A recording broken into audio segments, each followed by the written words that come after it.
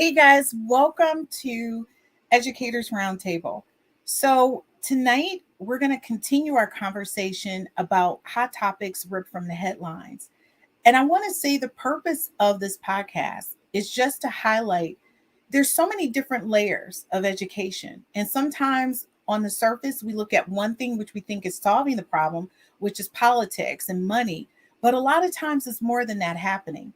With teacher shortages and with students acting in so many different ways and teachers not feeling that they're appreciated for what they do, this podcast is to show you that we do have to continue to look at education, but just not the top layers. We've got to dig deep because if we want to fix education, every layer has to be addressed.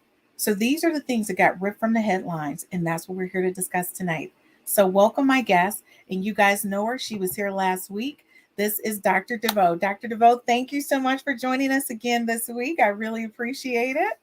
Thanks for having me back. I guess the people not tired of me yet, huh?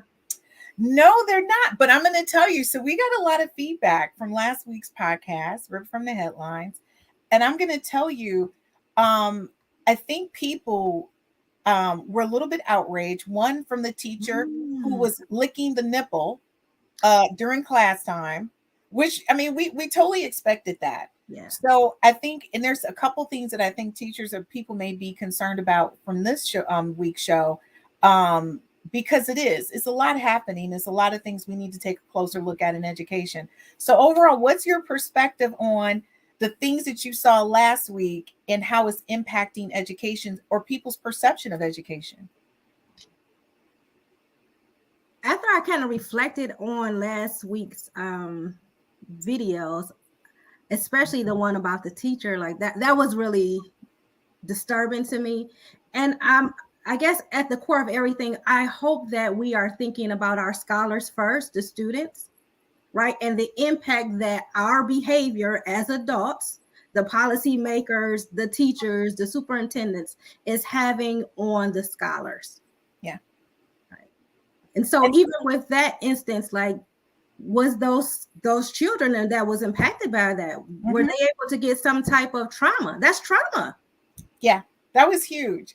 And I think a lot of times that's what people are not understanding and they're overlooking is that, unfortunately, we didn't create the headlines. We're just reporting what's out there. And this is stuff that's happening right now this year. Some of the things you'll see tonight are just weeks, like last week, is happening and things are continuing to happen in education. But again, when you don't bring attention to these things, they seem to fall back. And I just want to say this as a former teacher, as a former school administrator, as a person who's now an IT consultant with several school districts across the United States.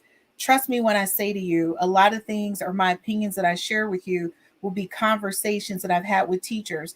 Teachers would like to come on and talk about it, but they're also afraid that if their superintendent or their school leaders hear them talking about what's really happening in these classrooms, how that would impact their job. Although we know it's a shortage, they still feel like their jobs will be impacted. So I just want us to understand that these things are really happening. And some of the things I'm going to say tonight are quotes from teachers, situations that are currently occurring. So I'm going to say, let's get started. This one is really going to shock a lot of people tonight. So, ladies and gentlemen, I'm going to say this is what's in the headlines. It's not for me.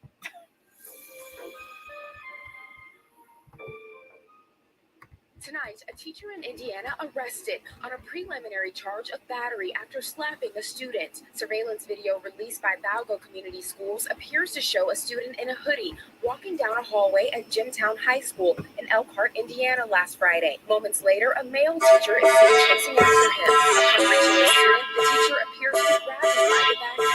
And this, an open-handed slap, the school district says. The student's head appearing to ricochet off the wall. The teacher appears to grab the student by the arms before yanking him down the hall. Within seconds, the student preliminary charges on the ground. After slapping a student. Surveillance video released by Valgo Community Schools appears to show a student in a hoodie walking down a hallway at Jimtown High School in Elkhart, Indiana last Friday. Moments later, a male teacher is chasing after him.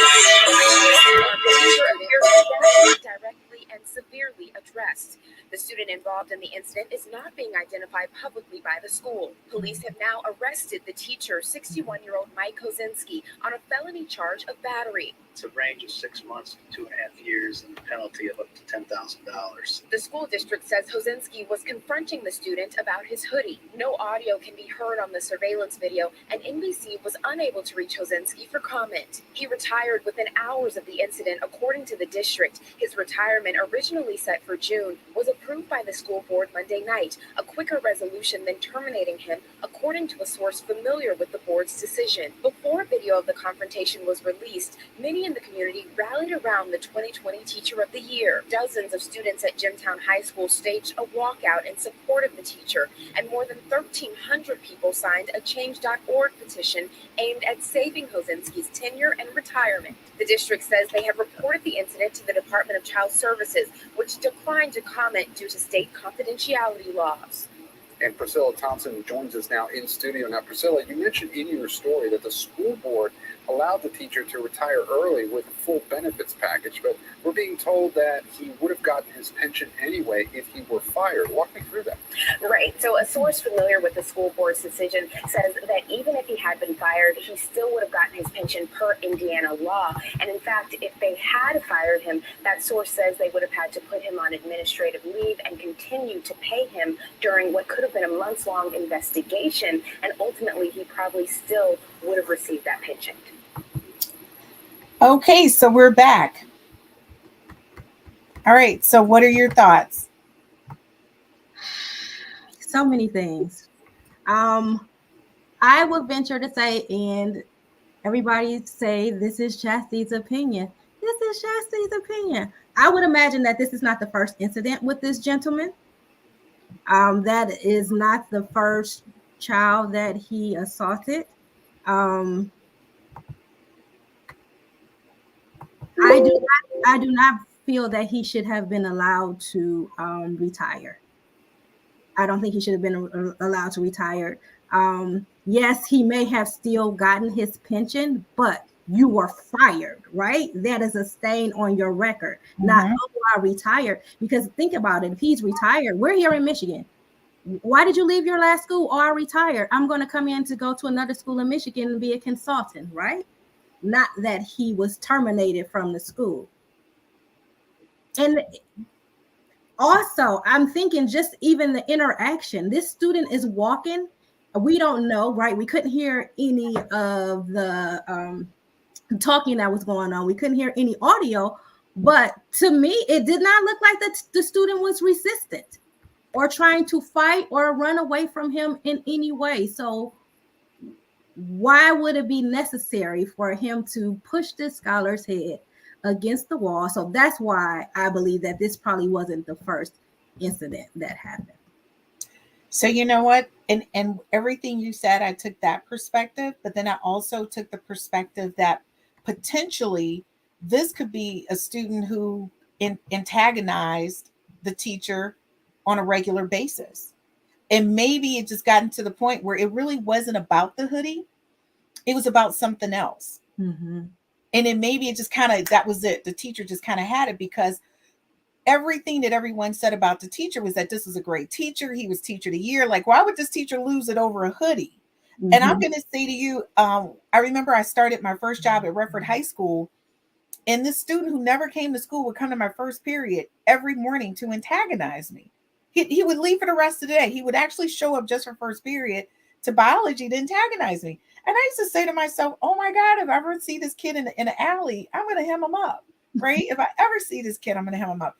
He would come to class and just do little stuff like, oh yeah, B, I hear you. Are you really teaching? Do you know what you're doing? And then he would raise his hand and say, how long are you going to be a B? Shall I spell it out? B-I-T-C-H. Like he used to do stuff like this in the middle of my biology class. But because of the limitations as to how you can discipline a student, I wasn't really able to get up in his face the way I wanted to. And I consistently called his mother. But obviously the mother knew that there was an issue. And she says, well, you know, you just got to have some patience. I think he has some potential mental issues. Can you get him tested? Because he's coming to school just for me.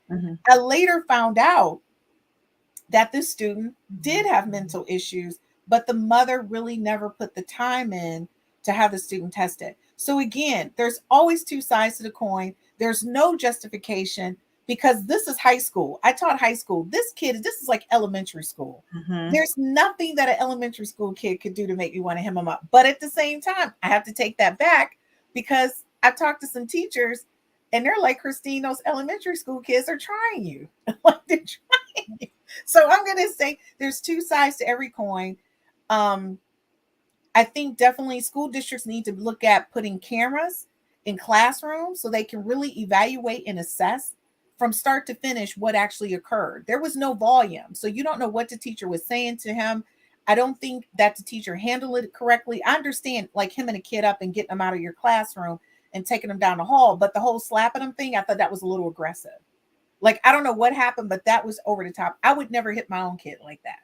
So then I'm sorry. So I have a question for you. In that situation, in that moment, this kid is coming on and you wanted to, but you didn't. So what is the difference in you showing that restraint, right? Yeah. And then not showing that restraint? Because I would imagine, I don't know, and teachers log, if you're watching, log in. I am not a teacher. I subbed for a half a semester and it was online, right? So it wasn't that face-to-face, right?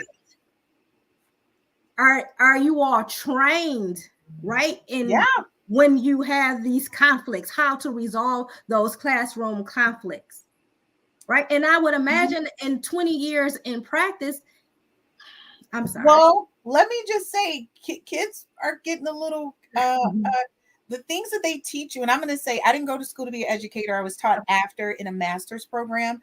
And then I spent 15 years in education. But I'm going to say this, that it's so unfortunate, but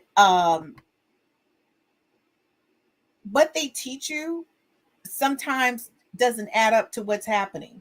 Like these kids come into your classroom and they just come in on a whole different level of disrespect that you're like, okay, that little workshop I went to did not handle this. It didn't cover this part. Mm-hmm. So either, I need to really focus on how am I going to manage this as a person? Because we remember teachers are teachers, but they're also people too, right? And we keep forgetting that they have feelings and emotions.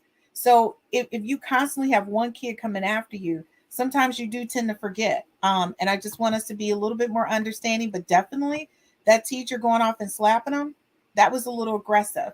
So guys, we're going to a quick commercial break and we'll right back. And we would love to hear what you think about how that teacher handled that situation. And we're going to cover our next Rip from the Headlines. Be right back.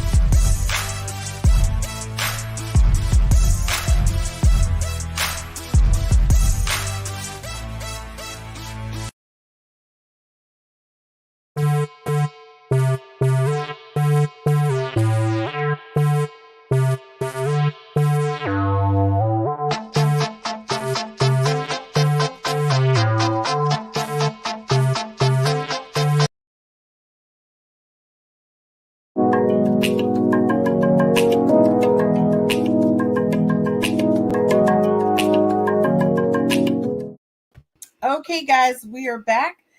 Rip from the Headlines. I'm going to tell you our next story that's coming up. Before you watch, let me just tell you, please remove any children from your space. This is not something that children should be seeing. And I would like to warn you in advance, this is nothing that children should be seeing. And again, we're showing you because at this point, this is not the first teacher and it may not be the last teacher. So you want to make sure you know who's in front of your children during their Zoom. Okay, guys, so we're going to show you our next Rip from the Headlines.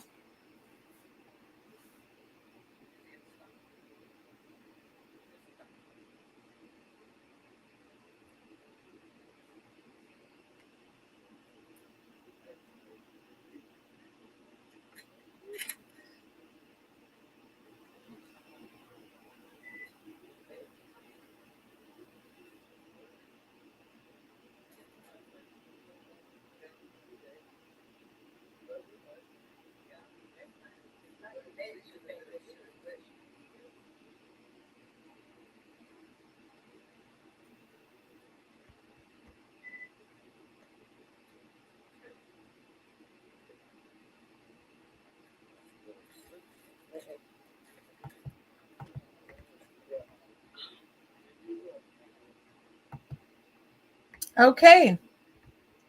Christine, what you got me watching? So I'm going to tell you, your expression was my expression. When my team sent that over to me, I was blown away. And the first thing I said was, this has got to be a joke. This teacher had to have known she was still live on camera. She had to have known. She's looking at the phone. She's facing the phone. And the sad part about it is that those were parents who were looking at the lesson supposedly that their student was getting from their teacher. So if you saw the rest of that, it would have been parents saying something that really wasn't, I couldn't put it on here. But the parents were shocked that a teacher was doing this. So I'm looking at your facial expression. I'm just going to tell you, I was blown away. I was heartbroken at first. And then I was appalled. And then I wanted to kind of hem up the teacher.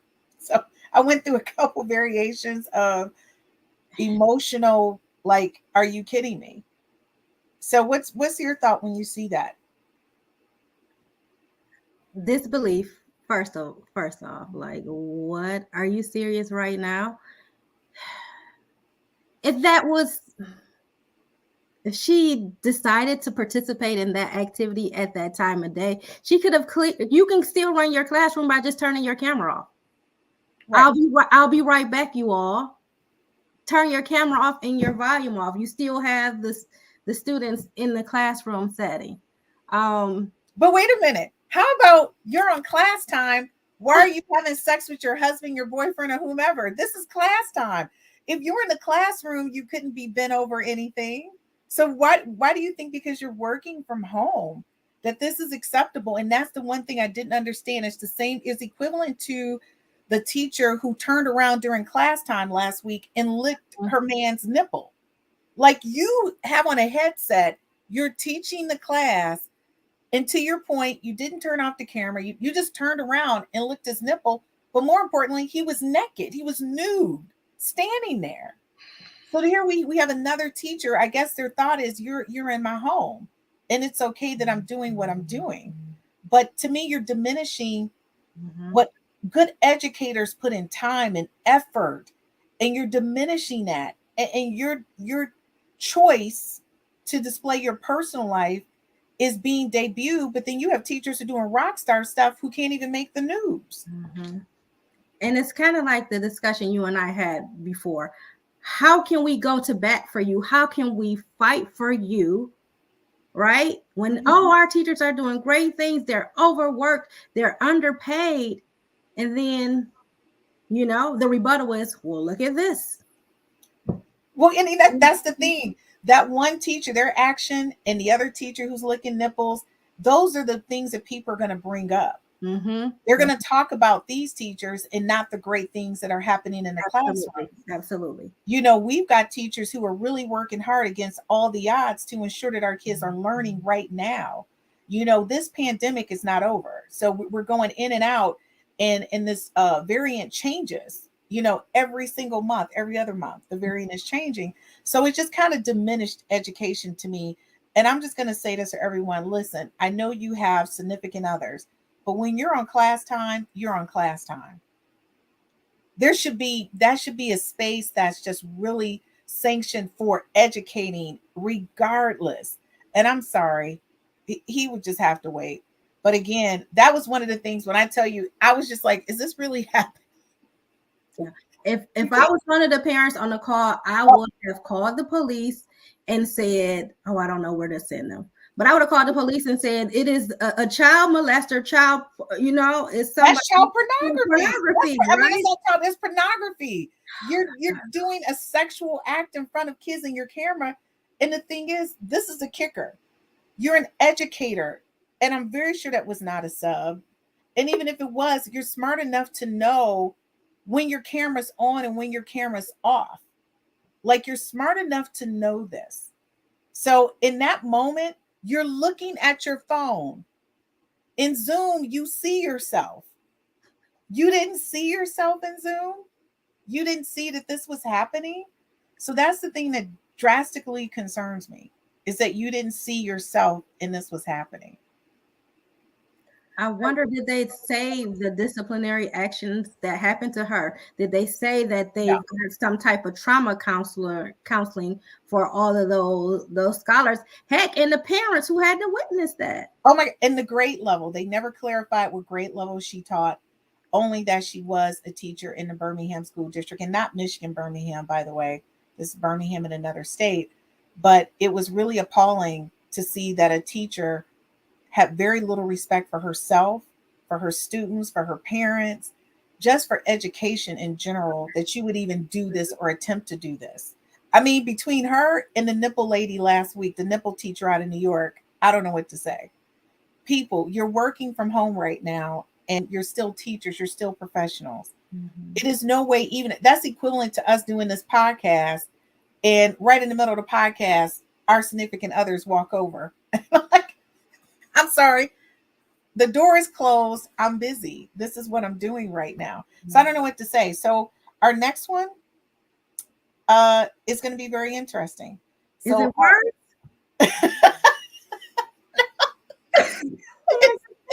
it's like, is it a part two to this? Randy, I heard Here we go. It is so disturbing. Yeah, very much so. And some late developments tonight. I showed that video to a tech and a cybersecurity expert who's raising concerns about whether that video may have been altered. No comment from the district on that aspect of this situation, but they say this is something they are not taking lightly, and the impact it's having on parents and students here is all too real. Winfrey. This troubling video has struck a nerve amongst African Americans in the Plymouth Canton community. It appears to show a white high school student threatening to shoot and lynch African Americans, all while repeatedly calling them racial slurs. I'm not able to give details.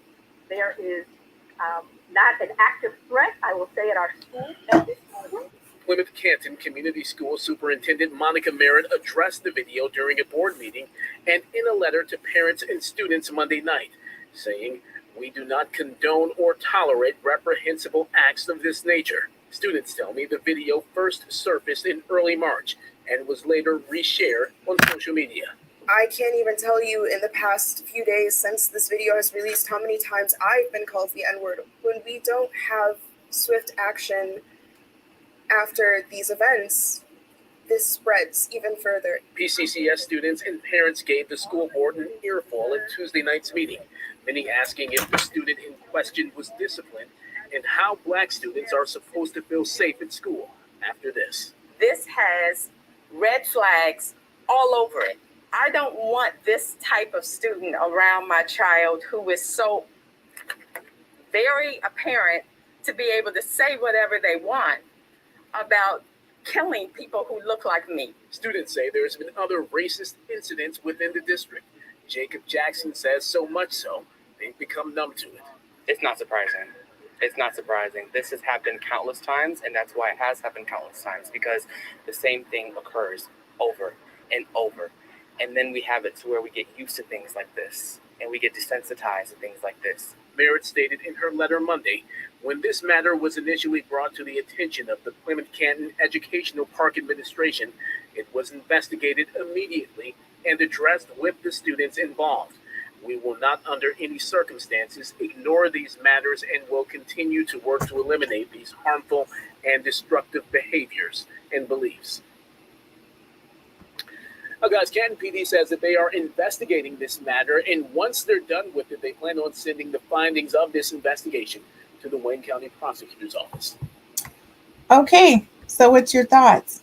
And just to let you guys know who are viewing from other states, this is an incident that just occurred here in the state of Michigan just last week. This is a real issue that just happened in Canton, Michigan just last week, and that is the superintendent and the school board. And that's only 30 minutes from where we're located. And that would be myself and Dr. DeVoe right now. So, Dr. DeVoe, what's your thoughts? So I want to get a little clarity, and I want to be clear. Did I indeed hear the superintendent said that this was not an immediate threat? Yes. And it was a white student using racial slurs and threatening to kill and lynch Black students? Correct. So threatening to kill someone is not an immediate threat?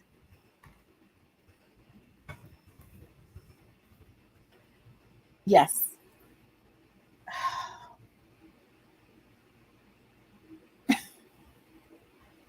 So I'm very disappointed with her.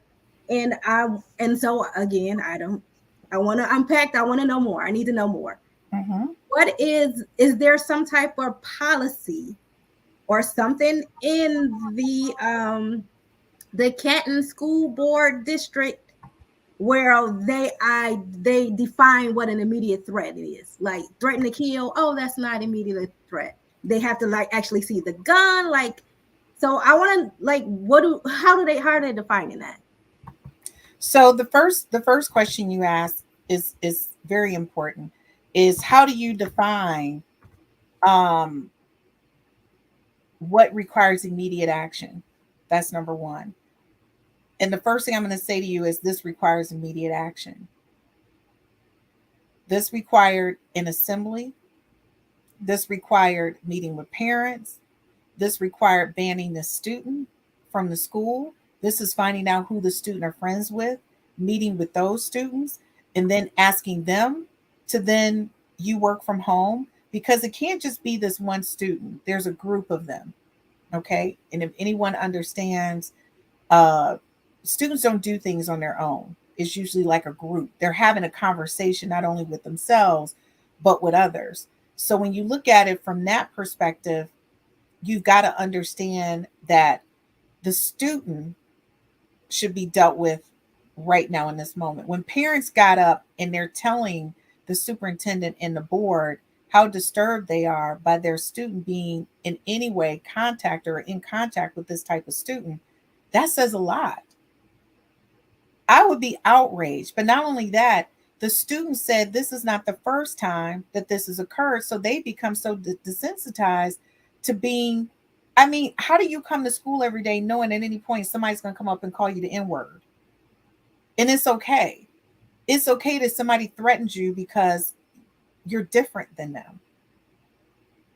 And your superintendent says in a board meeting, this is not an issue. Then when does it become an issue? When we have a situation like Oxford, that's when it becomes an issue. When we hit national news because students decided to shoot up a classroom or a building. I'm 100% appalled by the actions of this superintendent and that school board. And they are 30 minutes from us. This just happened last week. I remember one of the former bosses I had, and that was one takeaway that I remember him saying, if it comes across my desk, I have to handle it. No matter how big, no matter how small. If it comes across my desk, I have to handle it. And so I'm just even thinking about her and her administration. So it came across your desk, it came up to get to the superintendent. What happened at the school level with the principal when that administration at the high school, right, when the students reported it, when they found out about it, what happened there? Are they saying anything about what happened there? Oh, and that's the thing that concerns me. So the way the response has gone up to this point and all the information that we have, to your point, is a couple things. One, I'm going to say as an IT person, cybersecurity is not what people think. It's not just you defending against anything outside of your school. It's you being able also to track things that are occurring in the school, conversations that are occurring. And you're supposed to be able to do that in a very respectful way. So I'm going to say this, as I've said to school districts is prime for any person who likes to hack information. And I mean private information. And the reason being is that they don't have the levels of security to protect students, protect teachers' information. All the teachers' financial information is there, where you live, your phone number. And when I tell you the best hackers across the country are students. So I'm going to say this so there's no misunderstanding. If that student says that he's going to do what he says he's going to do, how do you know he didn't hack into your system and get people's information? Because they said cybersecurity, and that hit me with a huge alarm, because I'm thinking to myself as an IT consultant, what do you mean cybersecurity? Why would this situation be a cybersecurity situation? Did he hack and get people's information? And we're not saying that he has the students' information. Should these parents be looking at getting personal security or some type of safety measures at their homes? Like, what are we saying? And that's the thing. I'm listening to the conversation, but I'm like, is anyone else listening and hearing what I'm hearing? Mhm. So again, we've got to start looking at being proactive. And again, that superintendent, I'm just very much appalled by her actions, and not only protecting her staff, but protecting her students. Mhm. She should be putting a lot of new protocols and procedures in place, because the student said this is ongoing. This is nothing new. Mhm. She's dropping the ball. And I'll be honest with you, they should be calling for her termination, like right now. I don't know who you're going to put in her place, but obviously she can't handle the job. And I'm not about getting anyone fired, but to me, her negligence in this, it's just, what are we waiting for? Are we waiting for Oxford to happen? That's all. Exactly. And I will say, for the students to have normalized this, Yes. This is just another crazy person threatened to kill me because I'm Black. Huh? How is that normal? So you've created a culture in this school district area, this school, where that's normal, where I can say what I want to say, do whatever I want to do to these Black scholars, and nothing is going to happen. There's no repercussions. There's no immediate alarm. It's just some kids playing around. And that's the thing that 100% alarms me, because the culture, the environment that these kids are in, that is just mentally and emotionally damaging to them. And you're expecting them to perform at a high level, knowing that they're not respected by their peers, and there's no repercussions for their actions, for their negative actions towards them. The young man says, oh, they just call us the N-word on a regular. What does that mean? So the only thing I can say is, folks, have we become so desensitized because of social media, the impact that these things can have on our students and people long term? We cannot be this desensitized to what's happening. So, folks, I want you to think about that, and I want you to stay tuned for our next Rip from the Headlines. You are going to be shocked by what you see. So again, we're doing our best to inform you about what's happening, but they're ripped from the headlines. These are real conversations, things that are happening. Be right back.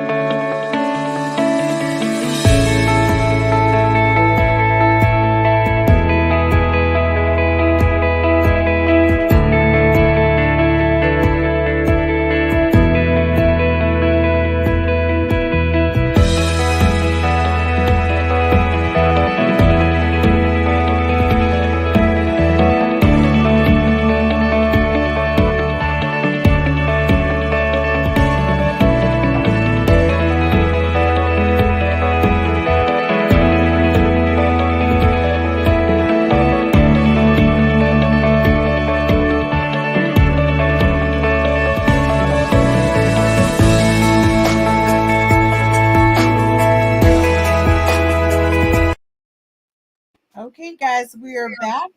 And the only thing I can say to you is, once again, I need you to be prepared for what you're about to see. It's going to be very interesting.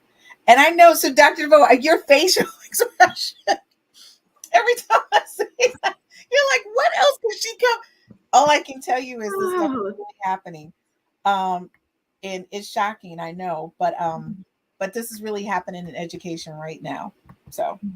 And back here at home, we're learning the elementary school student accused of attacking a teacher likely will not face charges because he's too young in the eyes of the law.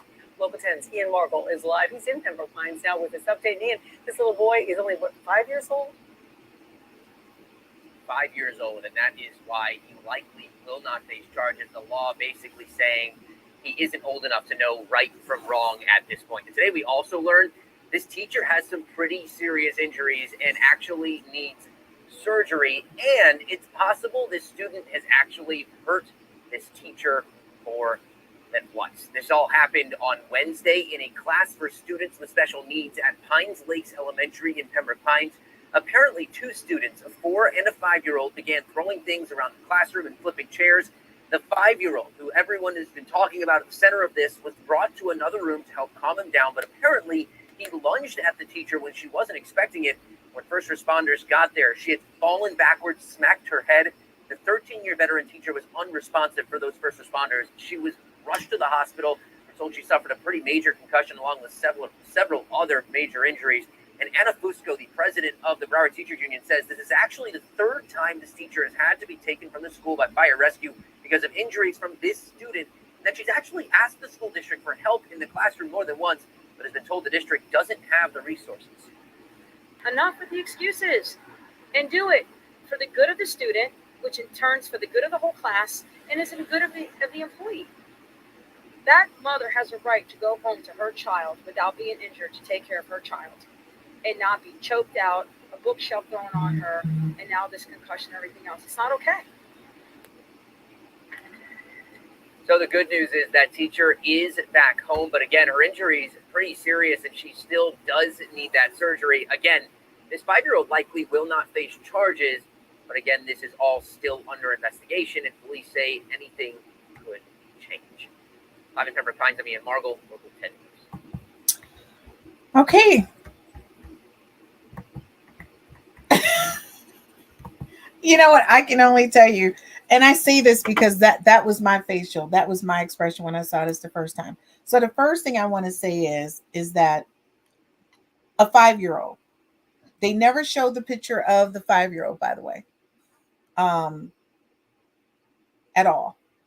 And the other videos that they showed of the teacher, she's a Caucasian teacher. She must be about maybe 5'2", 5'3", maybe 112 pounds. She's not really a big person. So I'm assuming this toddler, this 5-year-old, must be at least her height, maybe a little heftier, because she is in the hospital with a concussion. She's had some physical damage and requires surgery. So the first thing I'm going to say to you is, his comment was, this was not the first time at all. So if you notice wasn't the first time that this occurred, what do you think about that?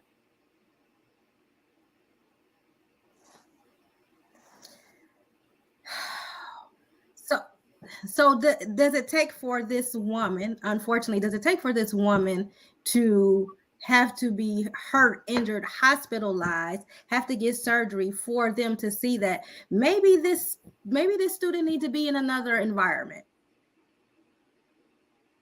Again, when you look at school leaders, and I'm just going to say this, we have to stop dismissing a student's outburst for this is just a simple call home, let me talk to the parents. They stated this was not the student's first time being aggressive towards the teacher. So my thing is, what happened the multiple times before this that this situation wasn't resolved? One, you could have either gotten her help in the classroom, gotten her a classroom assistant.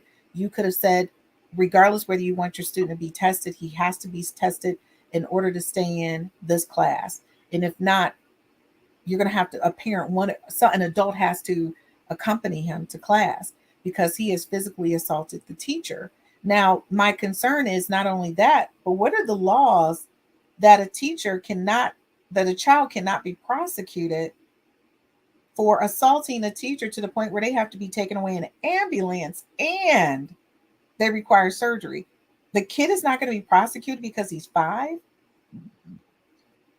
Even if he's not prosecuted, something has to be done. Right. And I have a 4-year-old grandson. So I understand not putting and blasting this minor, right? This baby, he's 5, he's a baby. Mm-hmm. And putting and blasting his picture and all of that over there. But if something needs to be done. Something needs to be done where he needs to have some more mental evaluations. Mm-hmm. Maybe he needs to do a 72-hour hold. I don't know. I am a doctor of philosophy, PhD, not an MD. Let me put that out there. So I don't know how all of that works, but clearly there's something going on there. There's something going on there. The third time she asked for help, you all didn't give her help in the classroom. Like what is she supposed to do? And then imagine that. How does she balance that? That's her livelihood. Yes, I'm being attacked and feeling uncomfortable about these scholars, but I might have a family and a child that I have to feed. So I can't just walk away and I could not leave this job. And where's this support from the administration? Well, and also I'm going to say this. If other students are watching a 5-year-old beat you up in the classroom, what does that then say to the other students about, you know, the discipline? And I'm going to say this. I know we put in these laws about us not being able to put our hands on students. And I just, the parents have no recourse. The teachers have no recourse for discipline. I'm not understanding how they're assuming. And I'm going to say this as a child who did not. I was not one of those kids who required a lot of discipline. I was one of those kids, you can say it to me one time and we're good. I can hear you say it to somebody else and we're good. I learned I didn't need you to physically touch me or talk to me about my behavior. I wasn't one of those kids who acted out. But I'm going to say to you, kids will mimic what they see. And if they know that there is no reaction or no discipline that's going to follow or any recourse for any of their bad behavior, what does that say? And I'm going to say this too. Kids watch the news too. So a kid who watches this is on the news in their state, like, oh, I can beat the heck out of my teacher. And if I'm young, they can't prosecute me. Oh, okay. All right. Then let's see what happens the next time my teacher says or does something I don't like. So they don't understand the mentality of our kids now is far more advanced. We didn't have all these things. We didn't have social media. TV was not on 24 hours a day. TV used to go off. They used to play the American flag song, a little song at the end, and TV was off, for hours. And it would come back on for cartoons for you to go to school in the morning or whatever. So now you have access to all of these channels. I was watching something the other day and they were using profanity on regular network TV. And I was just like, you can say bitch on TV now? When did this happen? Like, I don't when we start saying this. So I'm going to say to you, I'm very shocked and surprised. I'm very appalled by the school district and how they handled it. I really feel for the teacher and I feel for the other teachers in the building, because if a 5-year-old is doing this, it's not the first 5-year-old. It's some other things happening there that the kid feels like it's open season on a teacher or teachers. Okay. So I want to be clear. This is just not acceptable. No way, shape or form. Now from your perspective, you're in higher ed. I'm just not understanding, how are students in that space? Are students just doing whatever, saying whatever to their professors in college? Are they approaching it appropriately? I mean, well, the scholars have a little more, they are encouraged to share their thoughts with the professors and their beliefs. But there's protocols in place to where the professor can ask you to leave. If you do not leave, they can call security and get the dean of students involved, right? So I don't know. Do you call the security on a 5-year-old? Like, most definitely I would. Again, I've only taught high school. Yeah. I mean, I've been a assistant superintendent over K-12. And I did assist with a lot of different issues in the classroom, such as outbursts with students, fights, discipline. I was a person over discipline for the district. And when they saw me coming, they would be, oh my God, Burkett's coming. I'm in trouble. So, and I'm just to the point. I mean, my thing is, my form of discipline was definitely different than a lot of other people. I didn't believe in suspending. I would have you read books and do book reports for me, and you would have to sit in my office. In any class that you had a low GPA in, I would tutor you for 2 hours after school. See, to me, I'm going to make you do what you were supposed to do. And that's your discipline. I'm not going to send you home so you can sit at home with your parents and then not return the work that you were given packages of. I don't do all that, and then I would make the parent come to like 3 or 4 counseling, sessions. So if your kid was disciplined by me, it's a cause and effect for everybody involved. Mm-hmm. And that's how I handle it. But again, I'm a little bit different disciplinarian, even with my own kid. I mean, I was like, what am I grounding you for? Let's talk about cause and effect, And so in this situation, something's going on in a home. Maybe the kid is mimicking what he's seeing. Is the kid seeing a counselor? Did they suggest that he sees a counselor? He should be removed from the classroom. I'm not going to say he should be homeschooled, but he should be in a pull-out situation, alternative class, whatever. And then you also need to teach culture. Effective communication skills are so important, and students understanding how to behave appropriately and how to talk to people. You can have disagreements, but you don't have to put your hands on anybody. Mm-hmm. And I think that's something that needs to be taught in schools. And again, I know I'm an IT person, and people are probably saying this is coming from the IT lady, but it is. The IT lady is suggesting that we have effective communication skills really pushed in the classrooms because our kids really need it. So I'm going to tell you our next one. Yeah, it's interesting as well. I know you're like, where do I get all these things from? The only thing I can tell you is it's out there. It's real. So here we go. Up first tonight, a lot of parents and students in Spring Branch ISD are asking, what was she thinking? Here's the deal. An English teacher is under fire for this controversial lesson about the N-word. It happened today at Stratford High School, and a photo of the lesson quickly went viral. Grace White getting a reaction tonight. Grace? That teacher here at Stratford High School now on administrative leave as students took to social media to share what happened today inside their classroom. It was just really shocking at first because it was there on the board. It was in an English class at Stratford High School. Student Karina Rogerson says she took this picture of her teacher's warm-up activity. How is the N-word complicated and how has it changed in 75 words? We had to write about it. And she didn't say N-word in the assignment. She actually wrote out the word on the board and then had a Tupac quote next to it that also had the N-word written out onto it. So this all started because we were about to start our book unit of Their Eyes Watching God, I believe, which was written by a Black woman. It was shocking, inappropriate, inexcusable, any adjective you want to use. That's what it was. Terry Abbott, spokesman for Spring Branch ISD, says the teacher was removed from the classroom and placed on leave while the district investigates. But he tells KHOU 11 they've already learned this. This was not a lesson plan that was approved in advance by anybody. Had it been, it wouldn't have been approved. The principal sent an email out to parents, but this mom still has questions. And I would like to know, did this teacher not follow the system? Is there not a system in place? Is there going to be a system, and what improvements can we make to the system? We asked the district if teachers go through diversity training. They told us they do, and this sort of thing they say should have never happened. Len and Mia. Okay. Father God, in the name of Jesus, we just ask you to move right now in our school. Lord, move right now. So I'm going to tell you, since we start doing Rip from the Headlines, that is the second altercation with a teacher using the N-word in the classroom. The first time, which was last week, when the teacher approached a student in the class by using the N-word and said it didn't mean anything. And the high school student had to educate the teacher, yes, it is. And he was the only black male student. He was the only black student and male student in the classroom. So I'm going to say to you now, this teacher decided to do it as a warm-up assignment and use Tupac. By the way, I love Tupac, whoever's watching. The hologram concert of Tupac had me very emotional, but we won't bring that up because that's not what this is about. But I want to say I like Tupac. So I'm going to say that was shocking. What do you think about her? What do you think her intent was?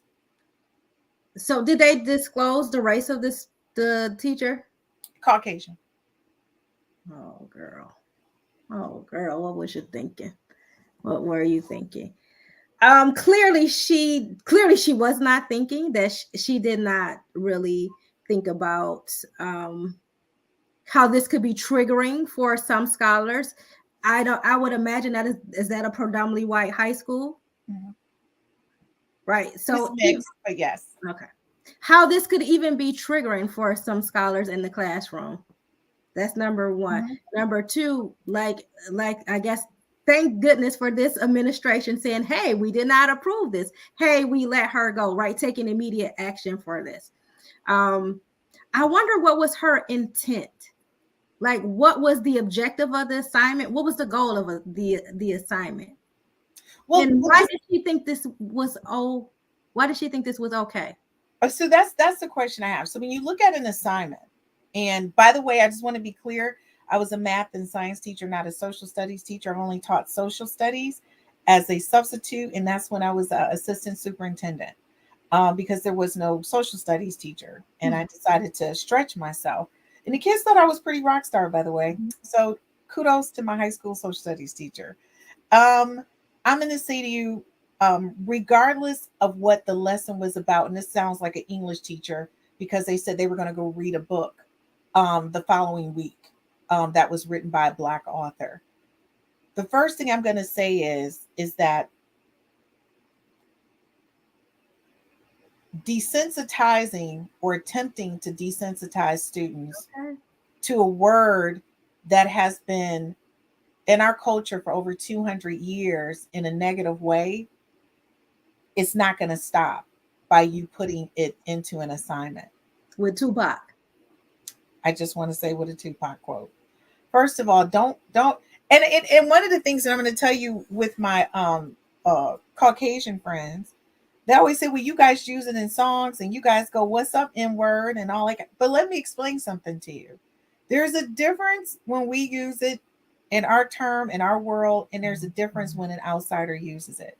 We use it not to desensitize it, but we use it in a humorous way because we've had to create it a way to manage the anger behind the word.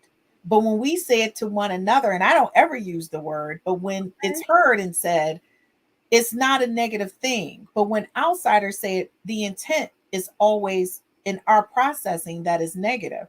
So to me, when you're in a school district where it's not a large population of African American students, when you use this in a lesson, what was your purpose behind it? You could put Tupac or Eminem or any rapper with it. I don't care who you use, right? The bottom line is, what was your intent behind this lesson? And I'm missing that part.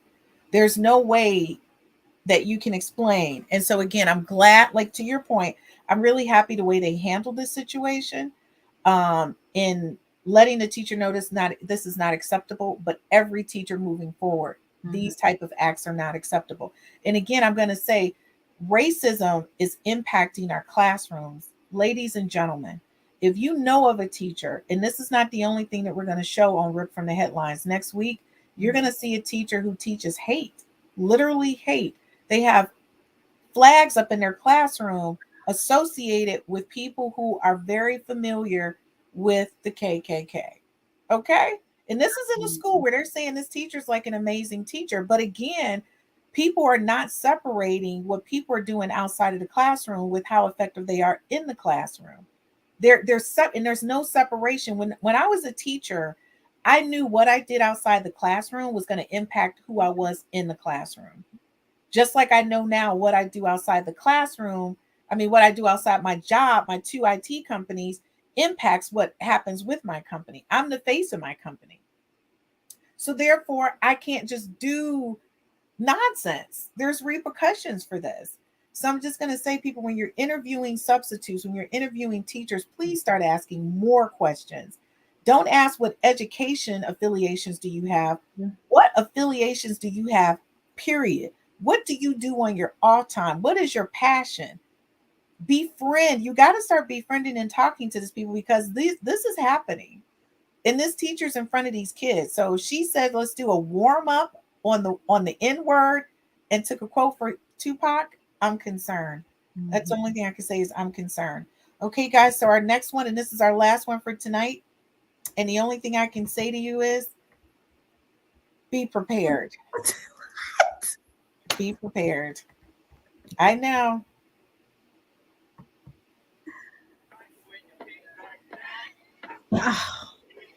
No. South Carolina fifth graders told to sing while picking cotton in a field. I'm livid right now. In the middle of Black History Month. I'm African American, and my ancestors picked cotton. Why would I want my son to pick cotton and think it's fun? This cell phone video shot by a teacher was sent to parents and brought this mom to tears. I think it's making a mockery. The mockery of what? A mockery of slavery, a mockery of what our people went through. Jessica Blanchard's 10-year-old son, Jamari, says he didn't understand what he was singing. Nor did teachers explain how cotton fields were harvested by African-American slaves. Did they talk about how slaves used to pick cotton? No. A permission slip sent to parents does mention picking cotton as part of a history lesson, not on slavery, but the Great Depression. For 15 years, Rock Hill fifth graders have been coming to the Carroll School, which was built in 1929 by and for African Americans. It now serves as a teaching center for African American history during the Great Depression and is run by Rock Hill Schools. The district calls this, quote, a unique learning opportunity that promotes understanding about our past and helps students make real-life connections. They thought it was funny. Jamari says picking cotton was part of a game. He thought it was fun. It was a contest. Whoever picked the least amount of cotton had to hold the big sack called Big Mama. There is no race. The kids go out there and they pick, and the Big Mama concept is just a, it's humor. 81-year-old Wally Cathcart is an instructor here at the Carroll School, where he was also a student in 1943. The son of sharecroppers, this former cotton farmer now shows kids what he and his parents had to do to survive. We need innovation in the educational system, not just lecturing children, sitting up in a classroom. School officials say they correct children if they mention slavery, saying this is about the Great Depression. Cathcart calls the lesson living history. What do you say to people who find this offensive and say that this trivializes slavery? I certainly love the answer to that question because I deal with these issues all the time. One of the problems when it comes to African American people is that they fail to understand history in its proper context, and because of that, we're at a disadvantage today. I asked why they skip over the history of slaves being forced to pick cotton. That's when district spokesman Michael Frost stopped the interview.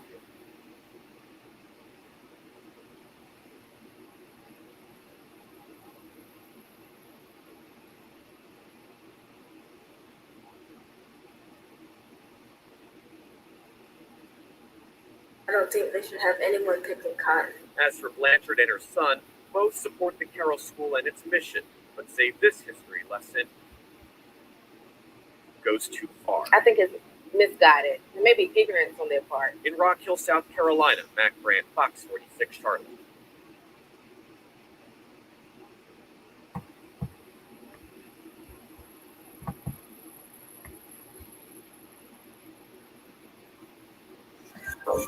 Okay. I'm going to say you right now, I'm very heartbroken. I'm extremely, because I see it maybe from a different perspective. So I want to hear what you have to say, but I'm just going to say I'm extremely heartbroken. So this is actually a school. That where they went is a school? Yes. And this is one of their it's like a resource center, like a supplemental resource location where you can go, field trips, things like that within the school district. Yes.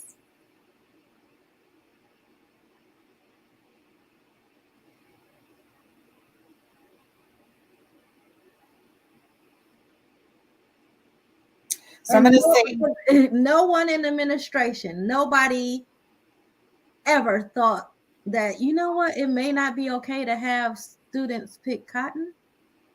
No. So I'm going to say this to you.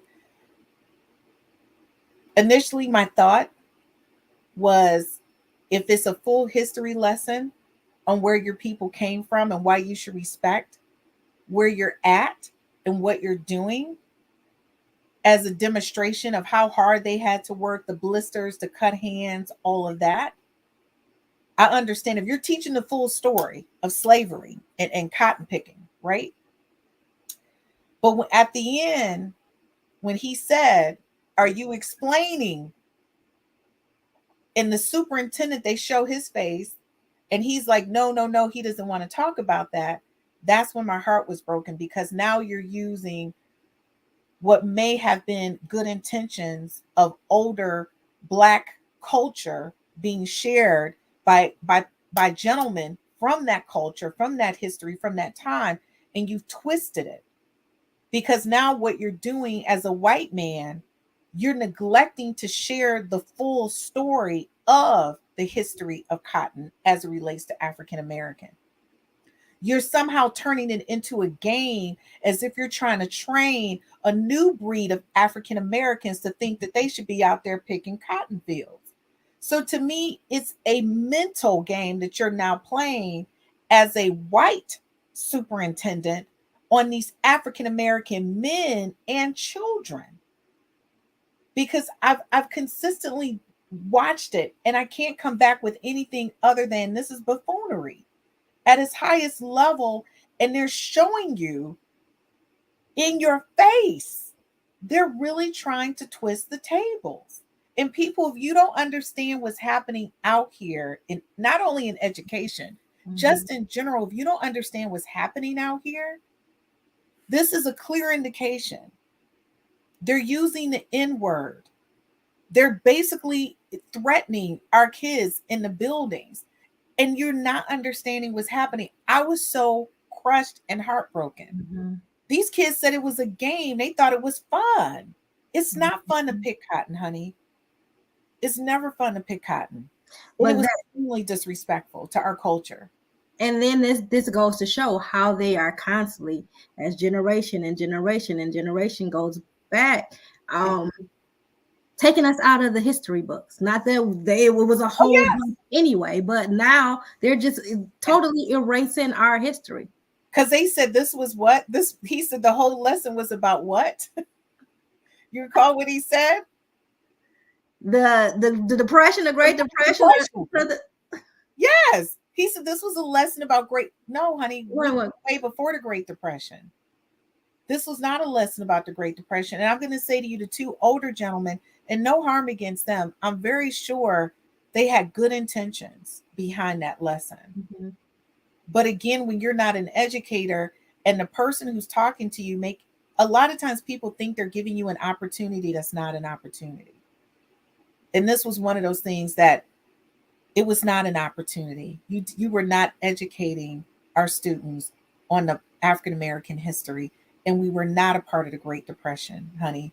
Our Black history in picking cotton came way before the Great Depression. And it's so unfortunate. So I'm going to say, I cried the first two times I watched that, because just to think that our babies are out there singing songs and thinking that it's fun when our ancestors died on cotton fields, literally unable to feed themselves or their families. Hands blistered, torn, broken, ripped to shreds, and still unable to feed their families. That's where my concern is at. So, and then I wonder how many other classes, many years have folks been going to this and it wasn't caught, right? And so we have in that school district, that area, a generation of scholars who, you picking cotton is fun. Picking cotton is fun, and it's not. So, folks, I'm going to tell you, Dr. DeVoe, I appreciate you joining me again this week. And I know I'm always shocking you, right? Like every week, you're like, what is happening? Where did she get this stuff? And I'm going to tell you, I really love you coming on. Next week, we have a couple guests, including yourself, coming on, because we're really going to have a big debate. Next week it's basically focused on violence in the classroom. And it's going to be focused on teachers and students and what needs to be done. Teachers don't feel protected. And they feel like there needs to be more policies put in place, more precautions put in place for their protection. And we're going to talk more about that, because I'm going to tell you, right from the headlines, these things are happening in real time. So I'm going to thank you for joining me tonight. And before we go, I just want to say tomorrow I will be on this podcast, The Smack Productions. We're going to be talking about why did I attend an HBCU? And that'll be tomorrow, Thursday, at 7 p.m. And you can watch us on Facebook and on YouTube. So, folks, if you are thinking about sending your student to college, consider an HBCU, because I attended one, and that was Delaware State University in Dover, Delaware. So I will see you guys next Wednesday with more Rip from the Headlines. And everyone, thank you so much for watching us. We really appreciate it. If you would like to join the conversation, be sure to join us via comments. We would love to hear from you and love to hear what would you have to say about the things that we post and the things that we share with you. So again, thank you so much for watching, and we'll see you guys next Wednesday on Educators Roundtable, Rip from the Headlines.